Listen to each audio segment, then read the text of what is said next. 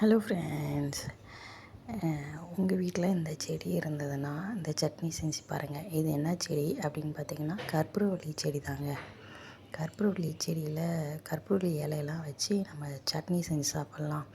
கற்பூரவள்ளி இலையை அப்படியே கொடுத்தா பசங்க சாப்பிடவே மாட்டேங்கிறாங்க. அதனால் இந்த வெங்காயம் தக்காளி சட்னி அரைப்போம் இல்லையா, அதில் அழகாக போட்டு வெங்காயம் தக்காளி காஞ்ச மிளகாய் இதெல்லாம் வறுத்ததுக்கப்புறம் கடைசியாக போட்டாவே போதும். அதை தனியாக போட்டால் ஒரு மாதிரி தெரியும் அப்படின்றதால நான் கொத்தமல்லி தழை அப்படின்ற அந்த தலையும் கொஞ்சோண்டு போட்டுட்டேன். நல்லா லைட்டாக இறக்க போகிற சமயத்தில் லைட்டாக போட்டு ஒரு பெரட்டு 2-3 பெரட்டு பெரட்டினாவே போதும். அதில் இருக்க ஹீட்டே போதும் அதோடய இதுக்கு வதக்கிறதுக்கு. இது பாருங்க.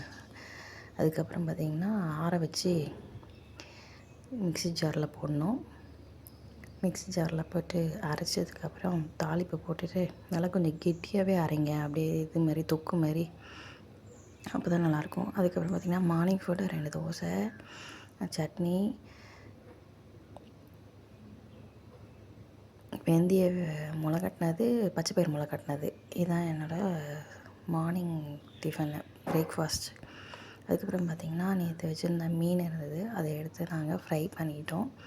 மீன் நிறையாலாம் வாங்கிட்டு வரல, கொஞ்சம் பெருசு பெருசாக சைஸில் இருந்ததால் பசங்க சாப்பிடல, கொஞ்சம் தான் சாப்பிட்டாங்க சண்டே. அதனால் மிச்சம் இருந்ததை இன்றைக்கி ஃப்ரை பண்ணிடலாம் அப்படின்னு சொல்லிட்டு ஃப்ரை பண்ணிட்டு இருந்தேன். இந்த சைடில் எனக்கு பொடலங்காய் கூட்டு செய்யலான்னு ஆரம்பித்தேன். அப்புறம் அது பொரியலாகவே மாறிடுச்சு, கொஞ்சமாக நல்லா சுண்டிடுச்சு.